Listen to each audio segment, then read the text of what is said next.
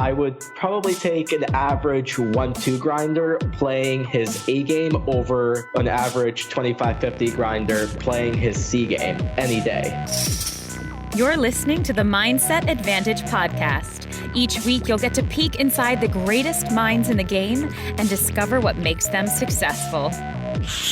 Mental toughness separates those that can't handle the stress. If you're going to treat it like an amateur, you're probably going to have amateur results. Now here's your host, Elliot Rowe. Hey, Elliot Rowe here. I'm very excited to announce that for the next few episodes, Stephen Baker will be guest hosting the show. Stephen has experience both as a professional poker player, strategic coach, and now a member of my mindset performance coaching world. I can confidently say that Stephen's one of the world's leading experts in poker mindset and performance, and I'm really excited to hear the conversations he has with some fantastic guests. And with that, here's Stephen.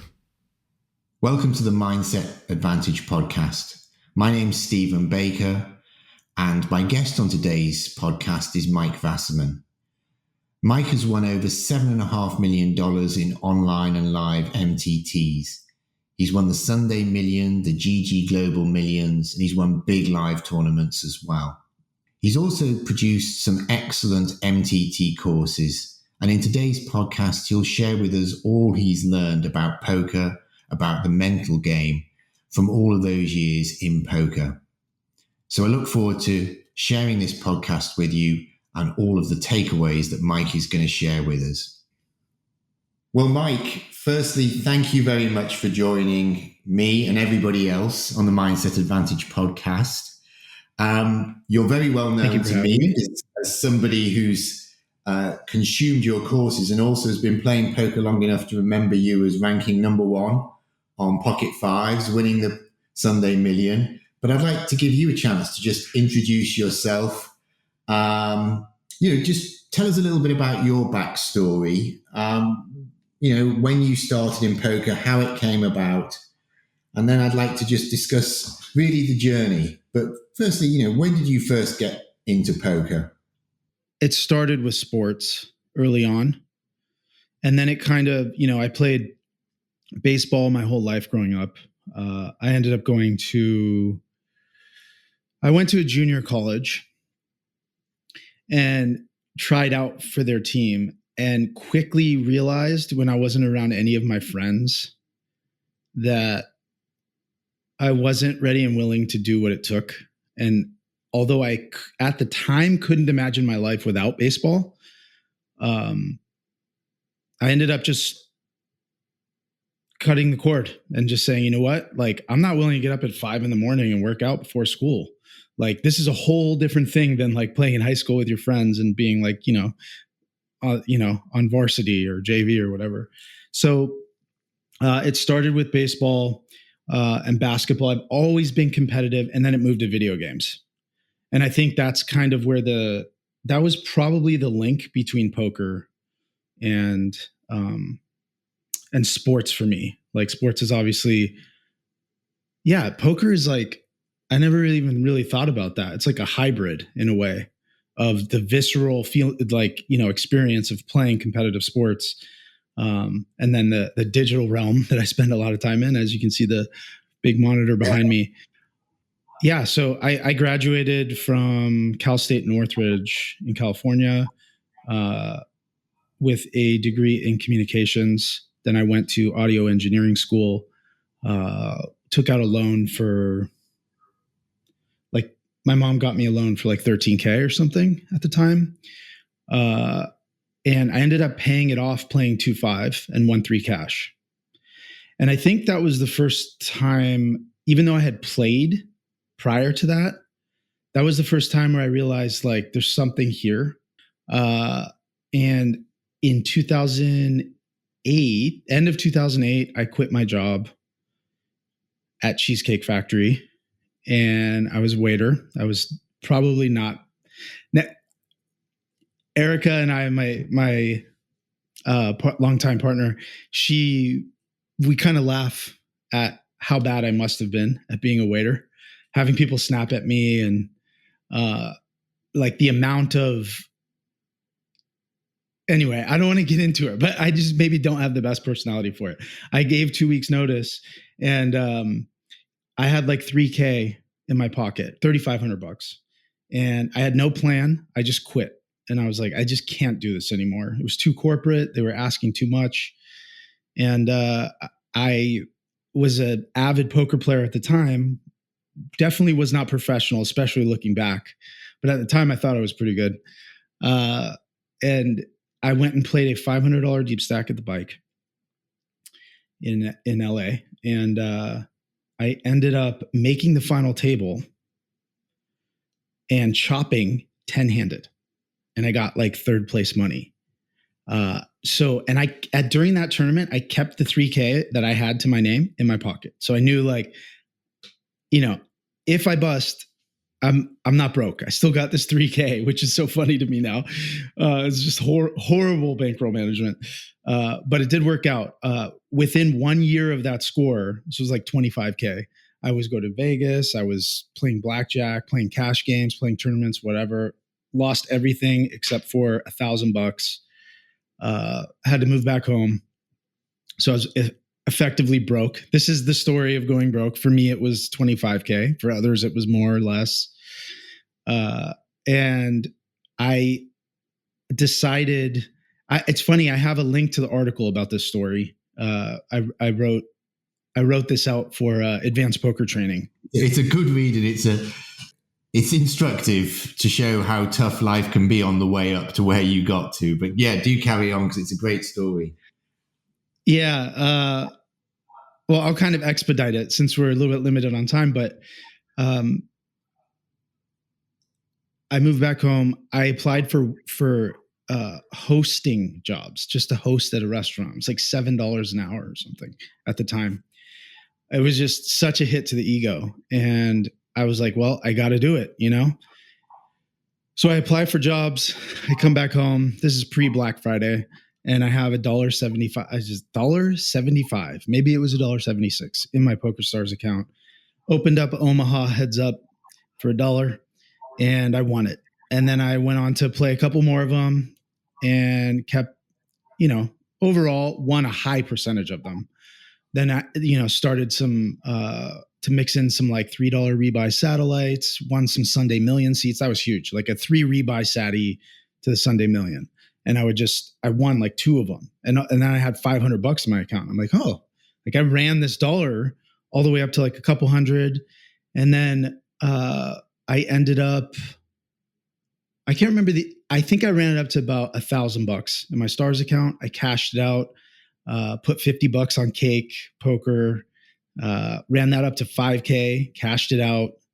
And at that time, that was a really big sweat for me. I waited for about 3 weeks. I had no money. I needed the 1,000 that I won on Stars.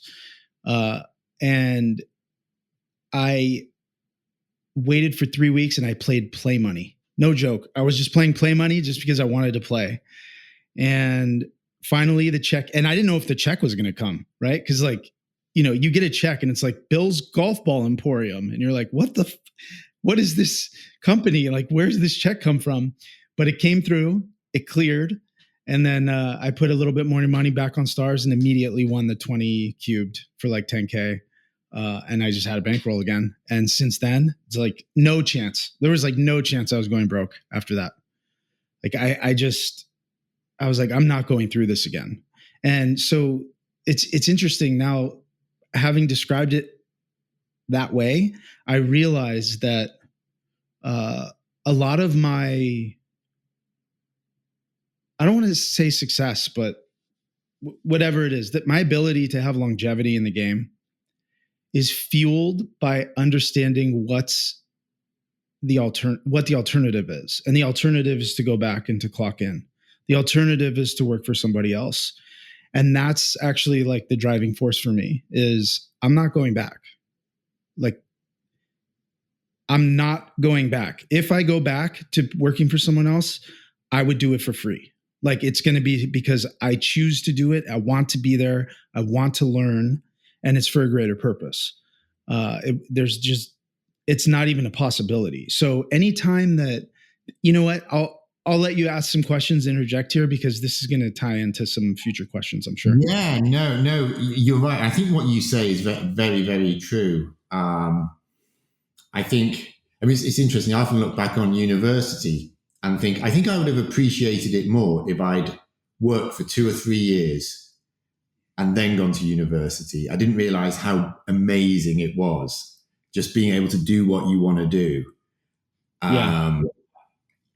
And I think once you get a job and you have to work and you have to graft, you've got a boss, then you really understand what it's like. And yeah, I think I appreciated my time. I appreciate my time now with the freedom I have. And I appreciated the time I had in professional poker because I'd had a job which was a 9 till 5 job. And you suddenly realize the freedom that you've got as a poker player.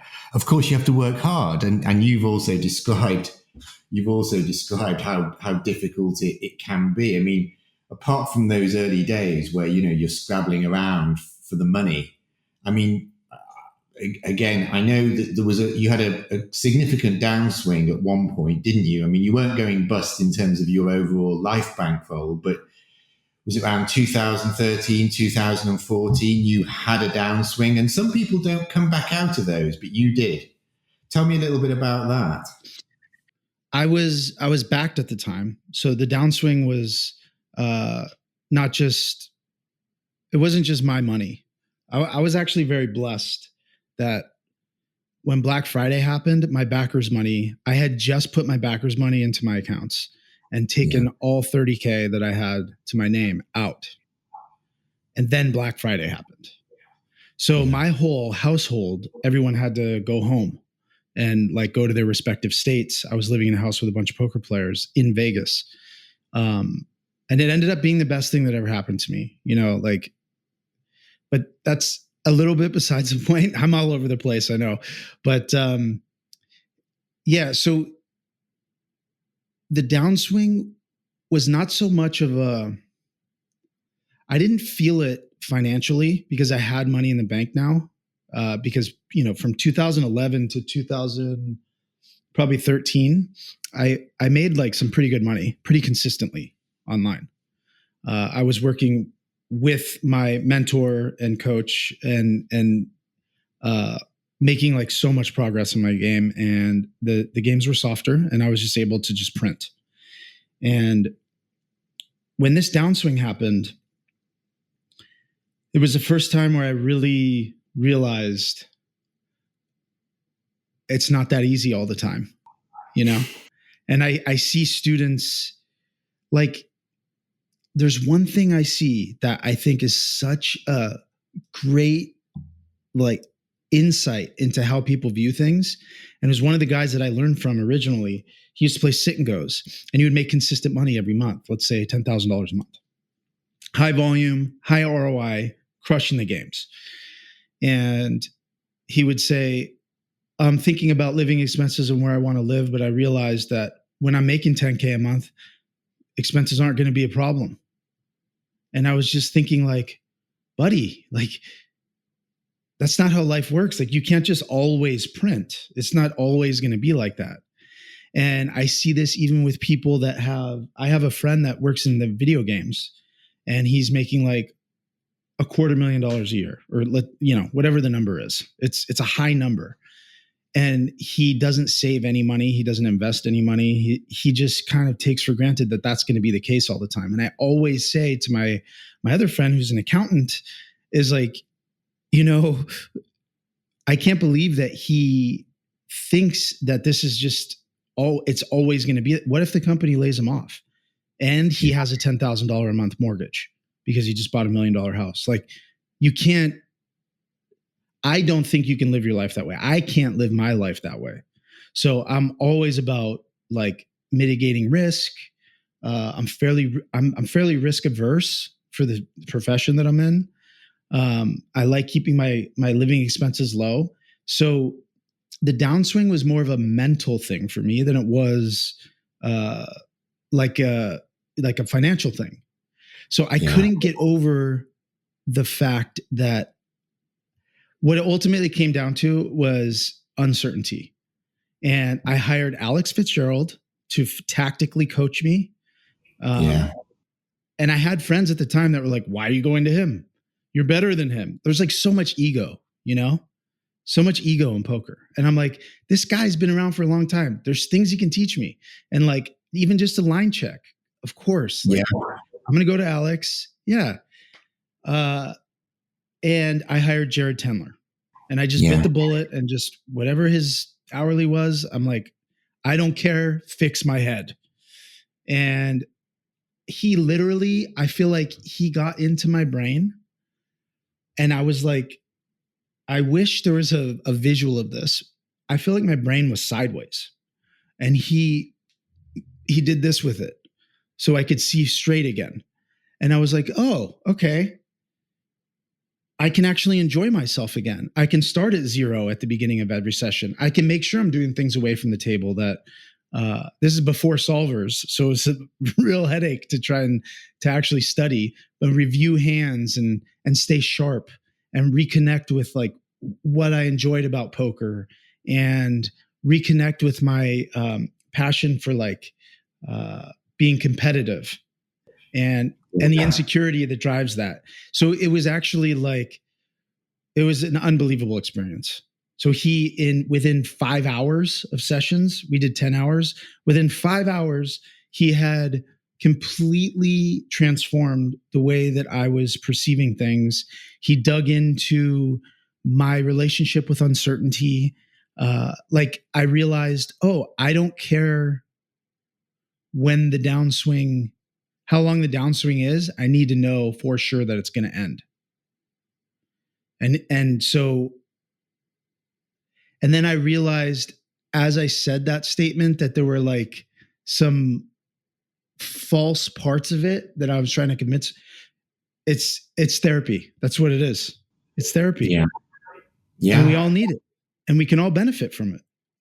Absolutely. And I'm so grateful for it, because since then I go to a therapist, and, on and off, I've been going to therapy for a long time. I still do mental game coaching. I'm working with Dan Heskett right now. Dan is amazing. I've worked with my friend Evan on some stuff. He's more holistic about things, but man, it's the best thing I've ever done. And I recommend it for absolutely everybody. Pay whatever the cost is. Yeah. That's it. I mean, my own personal experience, and, I started working with Elliot when I was in professional poker, Elliot Rowe, and I still have a performance coach, even though I'm no longer in professional poker. I still think it's beneficial. It's just, and the truth of the matter is, you can, I'm now a performance coach, but it's the old thing of you can't read the label if you're inside the jar. You need somebody else to spot what your patterns are. And somebody else, my performance coach, will say to me, have you thought of this? And it's remarkable how often, holding my hand up, I'll say, no, I hadn't. I hadn't thought of it that way. And that's what it's about. So I can only endorse what you say on that. Tell me about any challenges now. I mean, do you have any mental game? I mean, obviously, you moved beyond that period of the downswing. And by the sounds of it, you did exactly what you hoped to do in terms of you don't just come out the downswing, you actually come out of it better.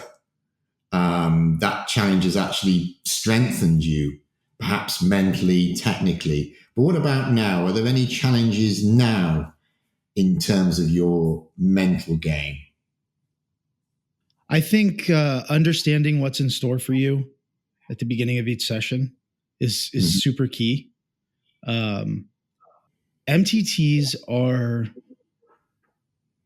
unless you've put in volume at MTTs, you really can't understand what it's like. And I can't stress this enough. People think that they know what it's like to play tournaments or play a lot of tournaments, but when you're playing, 10,000 tournaments a year, like minimum, you end up, if you can't detach and become an observer that's with equanimity of, oh, that happened. Like all in on the turn with top set and they river a higher set, like this type of thing. Then when you're first starting, you can't believe how bad that beat is. The way that you start to look at that as you put in more volume is like, oh, the money goes in for both of us. And, you know, he hit his king, you know, he had pocket kings. Okay, that's fine. Or you have a boat and they have quads. You're like, okay, like sometimes they have quads. It's not very often, but you know, it's one of the outcomes. And you start to view things in a less emotional manner, in a more like observant way, where that's just one of the possibilities, you know. And if you can really, it doesn't matter how likely it is. It's just that you know that it is a possibility. Now, when these things start to stack up and you start to deal with like accumulated tilt, which was the first thing that I had to deal with, that's what a downswing is. It's the accumulation of just over and over and over, right? The only thing that will resolve whatever the issue is that you have in your life or in your poker game, the only way that you will resolve it is to take accountability. Understand why it's your fault, how it's your fault, and what you can do about it. And if you can just focus on accountability, just that word, accountability, then you can start to take action. All right, how did I get here? Like when, you know, I'm stuck 100K right now, like, but this is par for the course for me, you know, even online with an ABI of 100, like, yeah, I'm stuck, you know, 80K or something at the moment. Yeah. Meanwhile, last night I finished my session off by playing my heart out to win a tournament that was 1K up top. And then another tournament that was a mystery bounty on Ignition that was like, you know, it was like 4,300 up top plus bounties or something. I ended up finishing a session where I was stuck the whole session. And I ended up winning 8,500 at the end of the session and just put me up, you know, 6,500 for the day or something. And that, I think, is another key to MTTs and to the mental side of things, is like having that innate drive or being able to connect with that drive of like not giving up. Absolutely. Going hard until the very end. If it means winning your last, if it's a $2 turbo and it's like 600 up top, you know, and you're in for 2K for the day, then you know, you still play that $2 turbo like it is life or death almost. This, you know? I think we've just hit on one of the most important soft skills of the really good poker player, and particularly the MTT player, because, you know, the amount of clients who I've had who, particularly saying big series, so it could be a big online series like W Coop, or it could be big live series like the World Series. They can get very low because they're bricking tournament after tournament after tournament.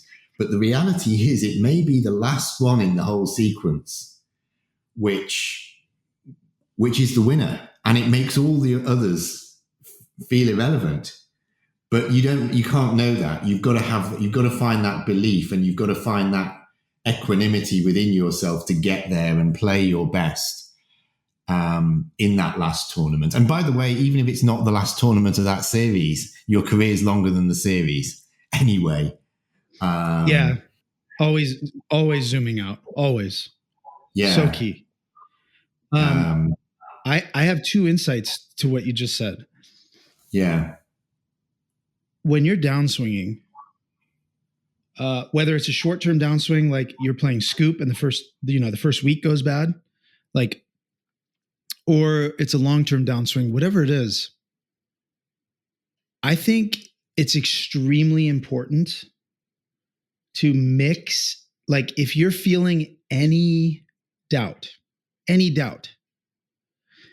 immediately remove your highest buy-in and replace it with your lowest buy-in and a smaller field. So where you may have, you wanted to play the 1K or whatever, and instead of firing that 1K because you're already second guessing yourself, the week has gone poorly during scoop or whatever it is, and playing a $50 like 500 cap.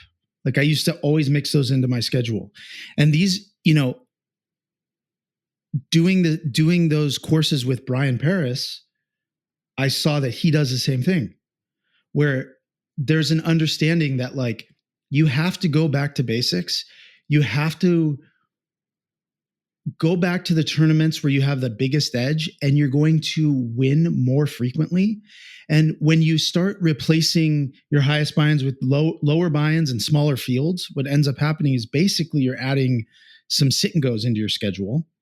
And what you do is you end up winning them more frequently, right? So you go through all the stages, you go through the accumulation, and you remember what it's like. Sometimes it feels like you're never going to win again. But I promise, if you go back and you play smaller fields, you only have to win a couple of flips, and then you're like chip leading with 3 left, whatever it may be, going through that process of accumulating all the chips, playing the bubble, playing the final table, whatever the stack size is. There's many iterations. You can come in 9 of 9, or you can come in 1 of 9, and you can finish in any of those places, but going through the reps and getting the reps of like, oh yeah, this is, all right, so I got 3rd in this one, but this is where I messed up. I had to like remind myself of that. I can't fold the 7s in that spot. I have to 4-bet shove them. All right. Yeah. And then it's fresh in your mind. You come back and you find yourself in that spot in a $500 MTT, and you're like, oh yeah, this is what it takes. I mean, this is interesting as well, that 2 guys like you and Brian, who have been around but the common bond is longevity at a high level. You've been there for years, and another really important soft skill is and I think it does take humility to say, do you know what? I'm going to reduce my buy-in here, and circle the wagons and rebuild. Whereas I think some players are like, right, hell, I'm going to fight and they'd see it as a positive. And I understand why they'd frame it as, I'm going to double down here. I'm going to play the higher buy-in. But actually it's quite often a desperate attempt to recoup. Whereas what your previous approach losses is and what Brian's is no, I'm playing the long game. Let's just rebuild and be prepared to be patient. Rebuild myself mentally, rebuild myself technically, and rebuild sometimes, reduce that makeup bit by bit. But eventually it takes you back to the level you were, and then hopefully you push beyond. But I think that again is another skill which is evident in the experienced pro who has the longevity. Yeah, as you're describing that, it's making me realize that like, I'm on this journey right now of counting my calories and like losing some weight. I had an appendectomy done, and then I was not super mobile or working out for a month. I let that turn into like snowball into a bunch of bad habits and gaining a bunch of weight over the next year. And now I'm trying to like unwind this, and I'm taking in some content about like, weight training and just health, diet, exercise, these types of things. And one of the things that was hard for me to accept is like, let's just do push-ups as an example. Right now you can do 5 push-ups or 10 push-ups, whatever it is. Your goal is to do 20 push-ups, but like you're always in order to grow, you always have to be like on that threshold of what your maximum is, right? Yeah. So effectively, you will be able to do more and more, but it doesn't get easier. It never really gets easier. And that was hard for me to accept. It was like, oh, it's like doing core exercises. That is probably the best example for me, where I hate it, right? But then I've started reminding myself, who wants to do this? Nobody wants to do this. Who's doing it right now? You, motherfucker, you're doing it. Nobody else is willing to do this, and you're doing it right now. You know, it's like David Goggins gets in my head. And so I kind of started to take pride in it. So I'll go downstairs, and I just, half of my garage is now my little gym, and I'm starting to add things to it. And it's understanding that it never gets easy, but you just develop stronger tools to deal with these things, and you have a deeper understanding of what is to come, and the fact that it's all part of the process. And there's a peace of mind that comes with the swings, the ups and downs of especially tournament poker. That you can kind of, if you stop fighting it, you can start to accept it. And when you accept it, it's just, okay, you start to view things a little bit more objectively. And it's really hard to be objective when you're swinging hundreds of thousands or tens of thousands or thousands, whatever it may be, whatever the significant number is to you. Like the ability to have equanimity, the ability to zoom out and say, okay, unemotionally, this is the situation, whether it's good or it's bad, what's the best decision that we can make moving forward so that, I can have continued success, or I can turn this boat around. And so for me, that's always been make sure that I find a coach or have a coach that I can reach out to, make sure I have peers that I can ask questions to and run hands by that I respect. And that, I know have a deep knowledge, and then I have to have a mental game coach at all times, all times. Just because I know this stuff doesn't mean it's easy to apply. It's very hard to apply. Moving down in stakes, cutting out your 1K when you're stuck 100K and playing a $50 MTT instead, it's not easy to do. But I've learned that it's what's required in order to succeed. And not succeeding is not an option for me. So this is what I have to do now. So I'm going to do it. That's the way that I look at it. Absolutely. I mean, it's really interesting the analogy you drew between fitness training and poker, and particularly MTTs. I mean, for example, at the start of this year, I had a couple of injuries. I do weight training and other training as well. And, all of a sudden I put on some weight and I didn't want to be there. It's like you do a lot of work to get yourself to what you think is a pretty good weight, pretty good shape. And all of a sudden you have to accept the reality that, sorry, you've just been hit by a couple of blows, just the way you can be in poker for a while. You can go on a bad run. And I do think poker is good if you learn the lessons as teaching you about how to be resilient, and just accept, it doesn't matter. You just rebuild, you just go again. And maybe in the course of all of that, you actually learn how to go better again, better than before. You actually learn something in those bad moments. I learned with the injuries that I'm not going to do deadlifts anymore. You're not 25. Yeah, exactly. That part of my back is no longer what it was. But in poker, I think even if in large measure or in significant measure, your downswing may be the result of variance, bad card distribution. The truth is you almost always find something you can improve mentally and technically if you look during a downswing. Of course, ideally, you're looking all the time, aren't you? You're looking when you're running well as well. But I do think it really does teach you a very valuable lesson in resilience to what life throws at you.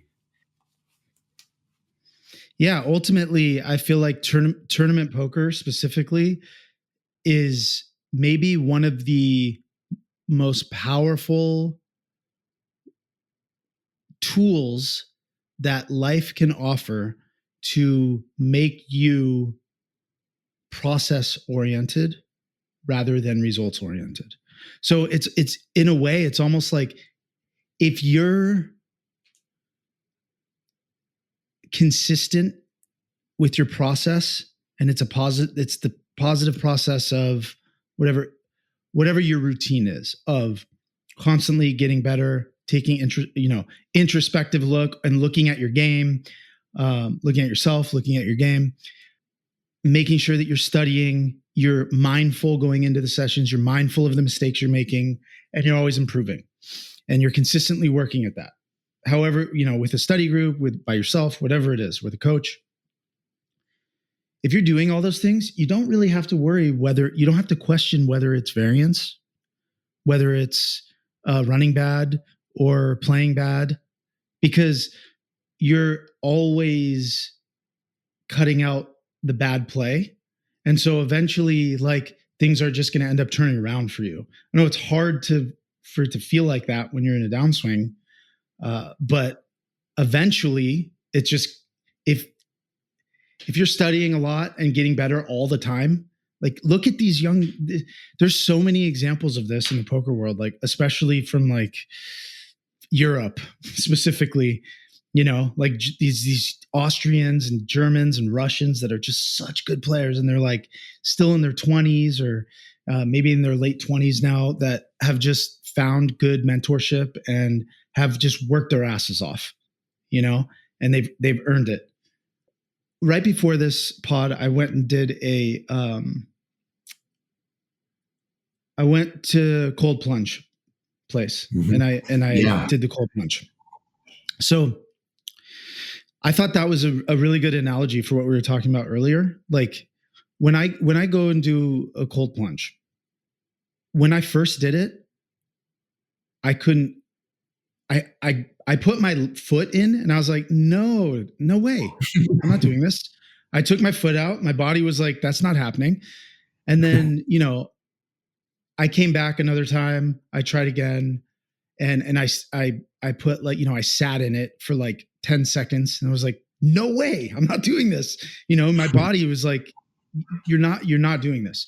So then I came back and I said, will you sit with me? The guy that works there, who's become a friend of mine now. And I was like, will you just sit with me and like talk me through this? Because I know I can do this, but like, I just have to get out. Like, that feeling of like, I have to get out. And he goes, sure. So he sits with me and he kind of talked me through it. And I realized, like, I did like 90 seconds, which is a kind of like a marker with cold plunging. So there's like 90 for me, there's 90 seconds and there's 3 minutes. There's the initial shock where you get in and your body's like, what is going on? You need to get out of here immediately. And then once you get over that, then you start to feel the pain in the legs and the toes and all that stuff. And then it slowly dissipates over time, the pain. And you start to become very like Zen, and it almost becomes, after about 3 minutes, it almost feels like it's warm because you're numb. And to this day, now that I've, done it maybe 50 times, and now I'm starting to try, I bought gloves so I can put my hands under, and I want to have exposure to like everything up to my neck. I got in there today and I had to psych myself up. Like, I had to take deep breaths. Like, I'm Wim Hofing it, trying to get myself, mentally ready to get in that water. It's warm in the room. Why would I go out of this warm room into this cold water and then sit there? But I know all the benefits. I believe that it's good for me. I believe it creates discipline and it creates mental fortitude. I believe in all the positive things of it, what it does for metabolism and energy levels and oxytocin and all this stuff. So when I sit, I have to get into the mindset of, I know what's about to happen. That's okay. we're going to do it anyway. And it's going to suck. It's going to suck. I'm not going to get in and it's going to feel warm. It's going to feel really cold and I'm going to want to get out, but I'm not going to get out. I'm just going to sit there. And so I have to like have this talk with myself. And then I start looking at the watch and I'm like, wow, it's been a minute. I'm procrastinating. Like, I really don't want to get in this water. And as soon as I start going through that kind of talk, I'm like, okay, it's time to go. Like the longer I wait, the more I'm putting this off. Like I'm going to do it anyway. So let's get in the water and let's do it. And I sit and I just do it. And then, I listen to 2 songs. It's like 8 to 10 minutes long and I'm done. And then I get out and like, I guess the analogy here is it's the process of doing the cold plunge. It's like, I have to remind myself, I have to know going in what's going to happen. What are does that make sense? I'm not shocked, or I am shocked, but I know the shock is coming. So you get that initial shock and you're like, okay, that's what this is. And having somebody talk me through that at the beginning was so powerful. I would probably never been able to do it because I would have just felt like I would have panicked and been like, this isn't right. My legs hurt. Like, I think something's wrong. And I would get out, and they'd say like, I'm the one that sits there with people now. And I like push their shoulders down, stay, you'll be okay. Yeah. In like 90 seconds, you'll be fine. Yeah, no, that is a good one. I'm actually booked on a Wim Hof course in September, so I'm looking forward to that. Doing a bit of preparation now with cold showers and cold baths, but probably won't be the same as what I'm going to go through on the course, but we'll see. Are you going somewhere to do that? Yeah. There's a place near here where they're holding it. So I live in the countryside. So I'm looking. Where specifically? I live in the West Country in England, Somerset. So okay. It's quite rural, and but yeah, I'm really looking forward to doing that. One thing I did want to ask you about, Mike, was obviously you've had a long time to perfect the way you prepare for tournaments, be it online tournaments, be it live tournaments. I'd like you to just give me some thoughts around that. What do you do? What have you observed that works? Maybe what have you observed that hasn't worked? The biggest key to preparation for me is eliminating distractions. Like I had to, I have vivid memories of having Facebook Messenger opening and clicking and misclicking all in at a final table, with 7-4, I'm like, well, that's not very professional. Like, that's not an acceptable thing to do. And so, when I was struggling with staying focused, I would just have no distractions. I would actually, I had a Chrome widget thing that I installed where it was like, during these hours, I can't even go on the internet. It's like, don't worry about SharkScope. You just can't go on the internet, man. You just need to sit here and play and be present. So having everything taken care of, like, it sounds silly, but like making sure my bills are paid, making sure like the cats are fed or the kids are fed, or, there's no responsibilities that I have around the house, or, whatever it may be. Taking care of those things beforehand allows me to be more present. Absolutely. I mean, let's just imagine, somebody who's listening has got a final table. It may be an online final table, it may be a live final table, maybe the biggest event of their life. Sure. What would you, if you were to give them something to take away to prepare, what would you say? What would be maybe a technical key without knowing their game, maybe a mental game key? What would you emphasize to somebody in that situation? when you're in a situation where you're playing for like life-changing money or whatever it is, these situations tend to not give you a lot of prep time.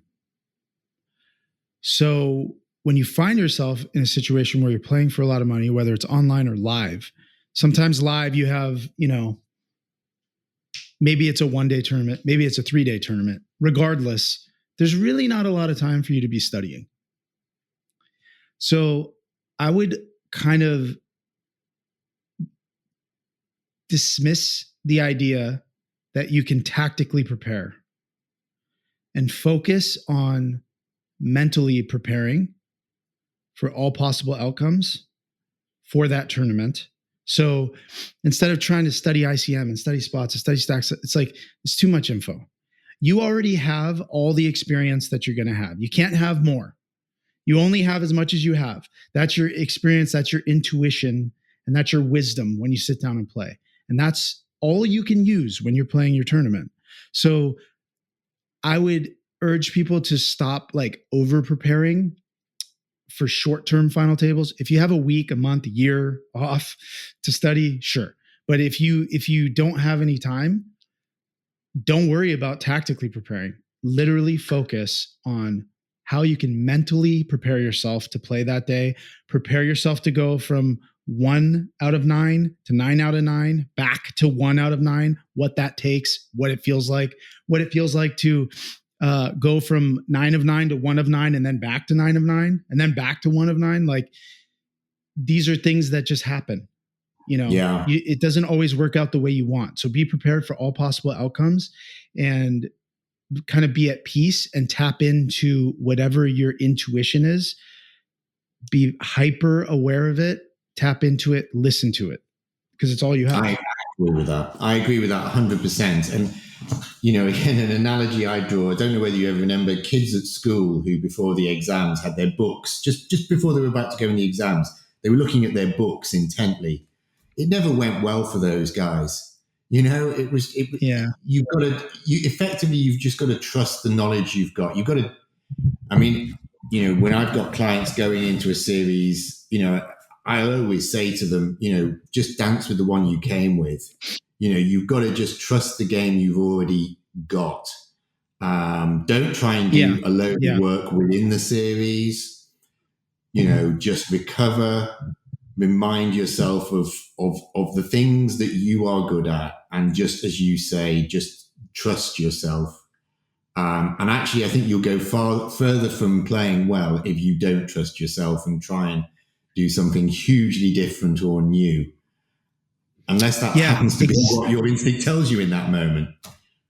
No, I'm so glad you said that. Like, that's the other, I feel like that's maybe the other 50% is like, when you're in those spots, that it is absolutely not the time for creativity. It is the time for you to go with spots that and reads that you're comfortable and familiar with. And that's what I'm talking about, listening to your intuition. If you try to get too creative, that's where you're going to end up out here on some game tree that you don't know what the answer is. And it probably doesn't exist, really. Focus on what you know and like let that be your guiding light for your final table or your session or whatever it may be. Like, I've had I prepared someone for a WPT final table. He played cash games and then he made a deep run. He's a cash game player and he made a deep run in WPT, and it was right before COVID. And they ended up postponing it, and they ended up playing it out like it was supposed to be like 2 months. So I wrote out a whole preparation plan of what we could go over the 2 months, what we could do. And it ended up getting postponed, and it was like a year. So we just worked together for a full year. And then I got to watch him play the final table because it was streamed or whatever. And I was just like, I was so proud. He took a 4-bet shove spot that he wouldn't have otherwise taken. He was seeing things very clearly. Ultimately, he didn't have enough hands, and he went in 6 of 6, but he ended up getting 4th. So he laddered twice. And he had he had Brian Altman at the final table. He had some other, it was just a bunch of like really aggressive, really good players. And that was a very unique situation where he had a lot of time to prepare. But generally, there's no time, like this summer, my friend, final table, the 3K, the mid stakes tournament, I went deep with him. So I ended up busting like 77th or 75th or something. And he ended up bagging day 3 and making day 4, which had about 16 or 17 people left.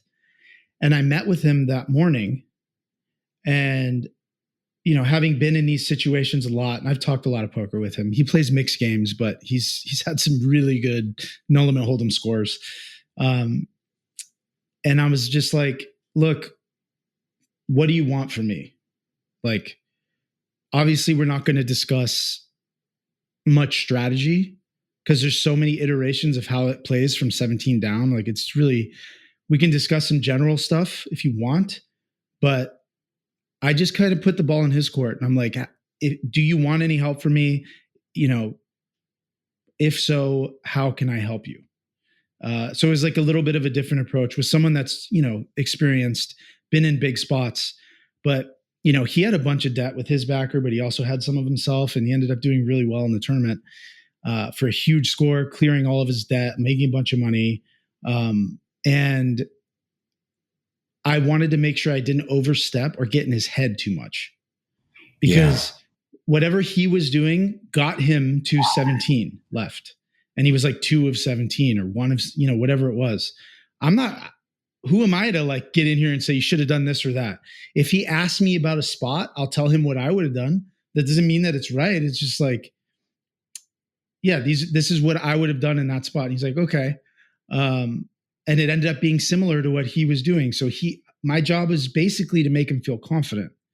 And I don't think that I can overstate how important confidence is in tournaments. I also can't quantify it, but I can tell you that if someone has a 5% ROI or a 3% ROI and someone has 10 or 15%, like, I want the guy that's confident that has the 5% ROI. And I can't tell you why. Like, it doesn't make any sense, but I just feel like over the span of my career and seeing this, like, I see people that have no idea what's happening and they're so confident. It messes with my head, but I'd rather see the confidence. Maybe you have some insight to that. Yeah, absolutely. Well, what we do know is the person who's going to be confident is going to pull the trigger on what they know. They're going to do it. They're not going to talk themselves out of it in a key moment. And that is an important skill. Otherwise, you're not translating what you know technically onto the game field. You're simply leaving it behind. And that is something, we have to work out with clients. If you're working as a mental game coach, you have to work with that. But it has to come, of course, from technical foundations. You can't give it to somebody who hasn't put in the hours in actually making their game fundamentally sound. But equally, you can have people who've made their game fundamentally sound, but they haven't got the confidence. And then when push comes to shove, they don't actually do what they know they should do when the lights come on. And that, that is a big leak.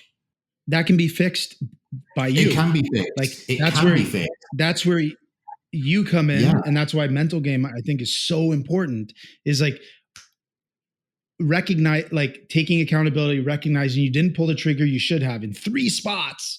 3 spots you should have done it, and you didn't do it all 3 times. Why? Yeah. What was it?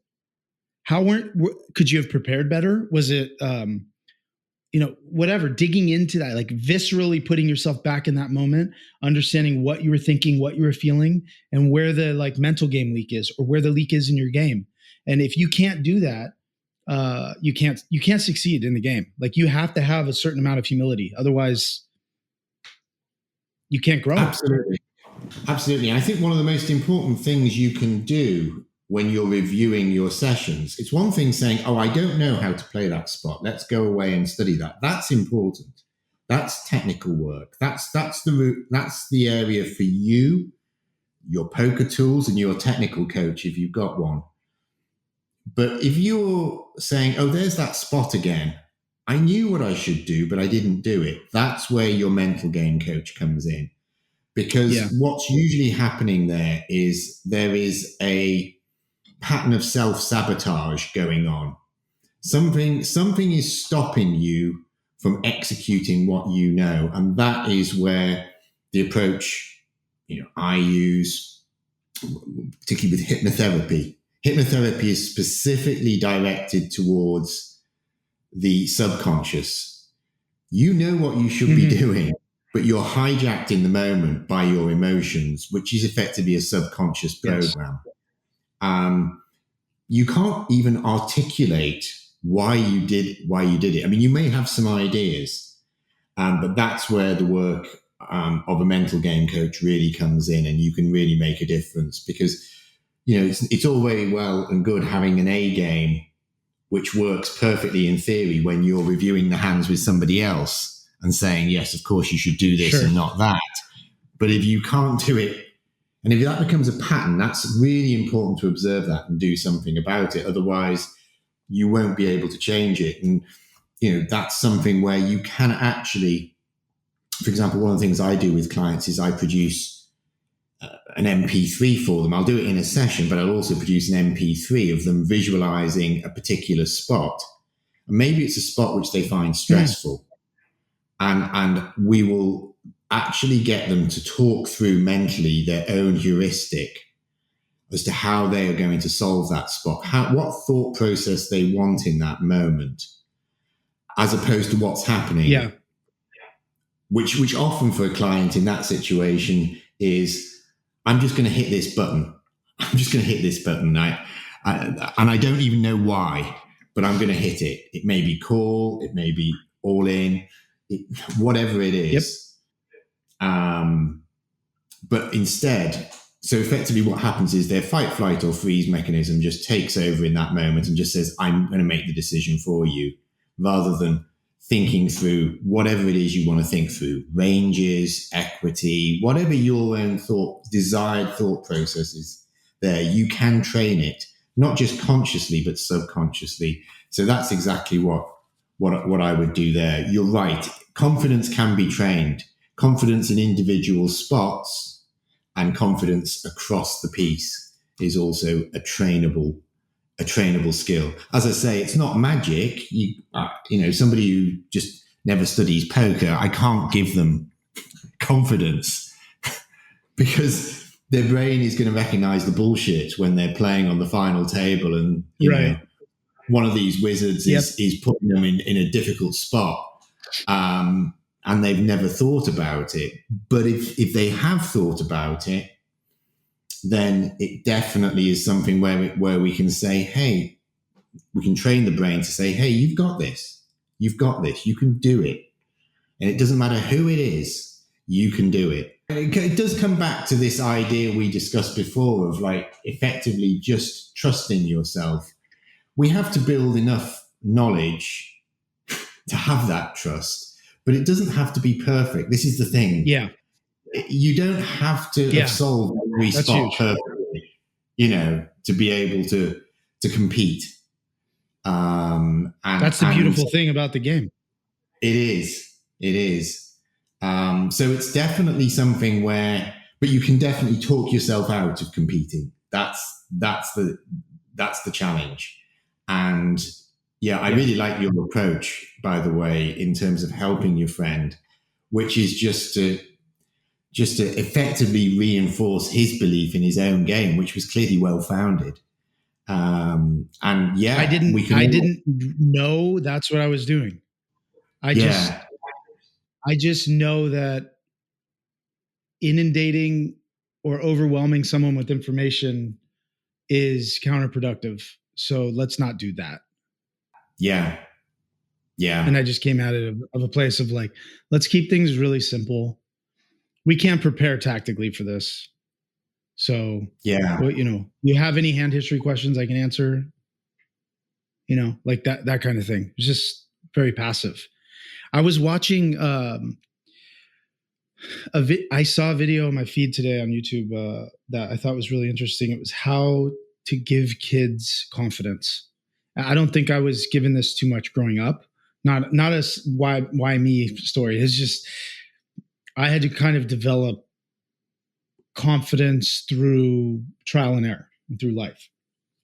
And one of the ways that the lady says to do it, or the main way she says to do it, is I believe, like when a kid says, they don't want to go do something because of XYZ, she says the proper response is, I believe you. I believe that you don't want to do XYZ because of whatever. And in this family, we highly value following through. And so instead of saying but, she says and. Yeah. Subtle things. And there was a Huberman interview with some psychologist. I don't know who she was, but I just like it really caught my eye that like there's a confidence thing that can be instilled in kids.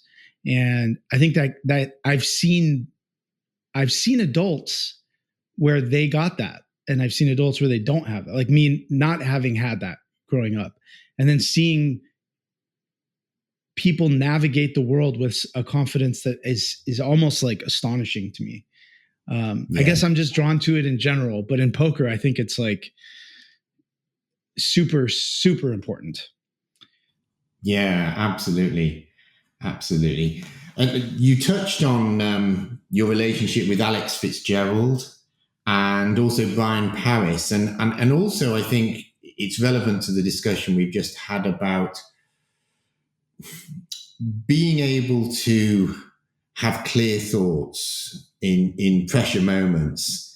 And you've released a couple of courses with Brian Paris. You've released a fundamentals MTT course. And then there's also the next level up, as it were. Like it's like a mid-stakes plus course. And I can say from experience, having consumed your courses, that you're very good at providing those heuristics which enable people to see things clearly under pressure. Just talk to me a little bit about the courses and the way you teach poker. Okay. Well, we'll start with the courses. With Alex, I basically have two courses. One is the Sunday Million Win.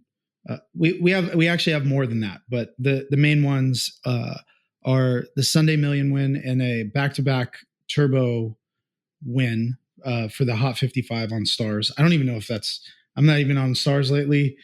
I don't know if there is a Hot 55 anymore. But I got through those fields of 500 to 700 people on back-to-back nights. So we just go through what it takes to get to all the chips, from starting stack to all the chips, all the things in between. And in the turbo course, we go through a lot of ICMizer work. In the Sunday Million course, there's more post flop, there's Flopzilla, there's combinatorics. It's a bit of a different approach. It's for like all big fields. So we have those two courses with Alex, and then I have two courses with Brian that I am also very excited about. The first one is Tournament Fundamentals, which I think if you don't know how to define that, then you probably need the course. But it's like the questions that we've gotten asked over and over and over and over. And we're like, look, let's just put a course together so we don't have to answer these questions anymore. And people can have a synthesized version of what fundamentals are instead of having to, get coaching from us for 10 hours. We can just give it for, a couple $100 for 10 hours. So it kind of expedites the process for people and for us. And then we have the Mid-Stakes Mastery course, which is just, it's such insane value, honestly. I wish I had access to this stuff when I was first starting. It's over 40 hours of content. We have audios in there of me and Brian talking about live wins, about mystery bounty strategy, PKO strategy. We have 2 hand histories of wins of Brian's from PKO wins, and then we have he won he chopped the global millions for first, and we have that full hand history on there. That's 22,000 runners in that tournament. And then we have some play and explain section. We have live coaching sessions where him and I worked with a kid that who is now better than both of us, or close to it at least, which is a beautiful thing to watch. We have live coaching sessions with Brian and him, and then me and him. Database review. There's just so much stuff. It's like I haven't even thought about it for a while. But yeah, I mean, lots of content. That's 40 hours, over 40 hours of content, just for that mid-stakes mastery course. And we'll put some links in the show notes. And I think you've discounted the normal price for those courses. So everybody, if you just go on the show notes, you'll be able to access that. But I think there's a limited number of discounts. So act quickly when you hear or see this podcast. I just want to finish up, Mike, by just talking about the future, really. What's your vision? How do you see yourself going forward? What are your goals? How do you see life shaping up from here? Yeah, I like this question. Once I got this win at Commerce, it was like my first. I've won like dailies and stuff, small ones that aren't on Hendon Mob, but I hadn't had that big live win. I mean, I got second. I guess I've had some live scores. Like I got second at a Venetian like right before COVID. But winning this 1200 for like 200 buy-ins was such a cool experience of not chopping, going through, negotiating heads up, declining it, and saying, let's play it out. And then I reduced some of the variance with my backer because my opponent was just going to go all in for 50 big blinds effective at a high frequency. He didn't say that, but I knew that was just one of the things that he did in his game. So it was a good spot to be in. But I was going to effectively have to run like a 60-40 or 70-30 for, the full heads up amount. And so I just like mitigated a little bit of risk and then went in there and played it out and won it. And the experience of, I prepared for that final table the morning of with Dan, and we walked through the final table. We walked through what my insecurities were, all these things, and prepared me mentally and emotionally for that final table. There was no tactical preparation. It was just pure, how are you feeling? How do you want to be feeling? Let's get you there. And the final table played out exactly how I visualized it, which is unbelievable to experience because it really makes you believe in this woo-woo shit that you do. I mean, I'm a very skeptical person, very, very skeptical, but it's hard to deny it when it's just right in your face, So it was a wonderful experience. And my belief in winning live tournaments has just exponentially increased. So that's a long way to answer your question of, I think I'm ready to have a gold one of these, Yeah. Even if it's diminished, the value of it's diminished over time. I like the idea of it. The money is obviously better than the bracelet, but the bracelet has just moved up a notch in importance to me because it's a visual representation of the blood, sweat, and tears that I've fought through to get where I am. And I didn't value that before. And I think I've gotten to a place where I'm actually ready for it. I'm ready to not self-sabotage. I'm ready to not go all in when I know call is the right play. I'm ready to,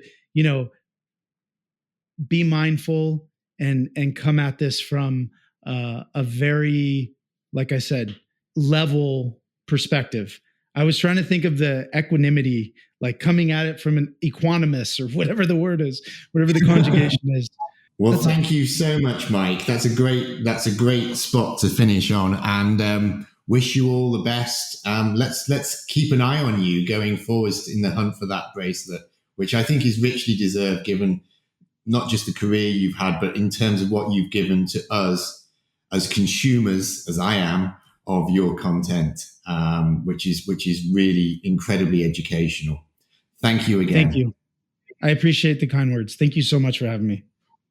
So many thanks to Mike for his time and thoughts. And thank you all for listening to the Mindset Advantage. So until next time, goodbye. You've been listening to the Mindset Advantage podcast. To get future episodes delivered to you automatically, make sure to subscribe via iTunes, Stitcher, or your favorite podcasting service. To get any resources mentioned in the episode or to listen to past shows, visit pokermindcoach.com/TMA podcast. Thanks for listening.